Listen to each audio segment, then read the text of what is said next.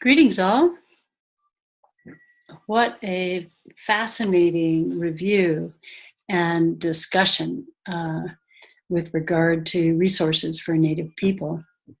I want to reflect on a few themes. There was consensus with regard to the importance of a one-stop shop. As Ajay pointed out, places like Intercept on the HSU campus are what we need around communities, a safe place without judgment, somewhere to tell stories and get a better understanding of your personal culture. You all discussed the importance of having a wide array of services, including traditional resources. And Heather points out the importance of having one case manager to coordinate all the services for a given family. I was delighted to see that you had consensus on the importance of self-determination and community members, both choosing and overseeing the services that were provided. As Joanne points out, I would want to focus on the idea of the community supporting itself, focusing on its resilience and ability to heal and grow by coming together.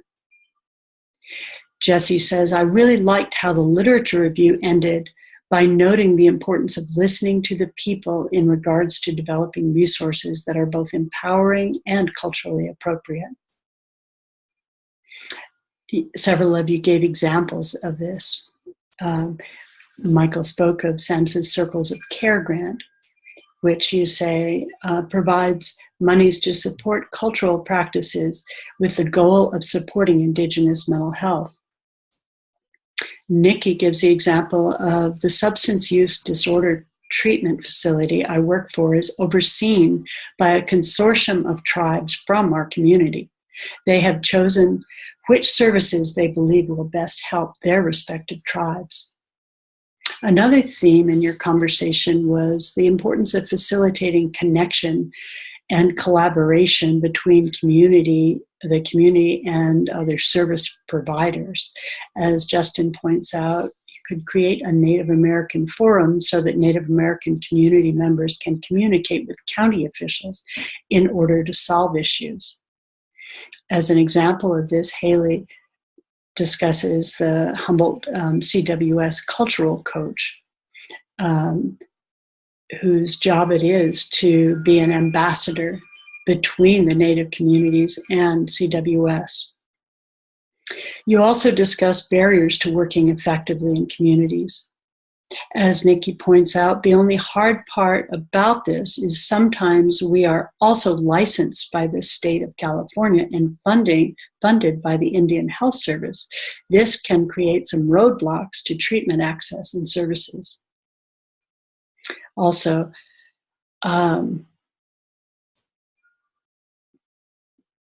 Cecilia points out the lack of connection allowed by CWS and the very necessary confidentiality make assisting families difficult.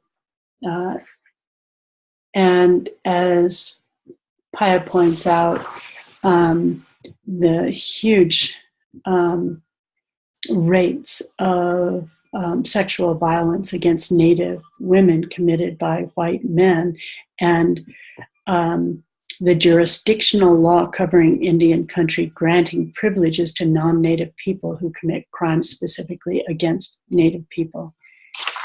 Overall, this was a very rich conversation, and I am so delighted to observe your humility and respectfulness toward communities and your understanding of the critical importance of self-determination within communities. This was a fascinating conversation.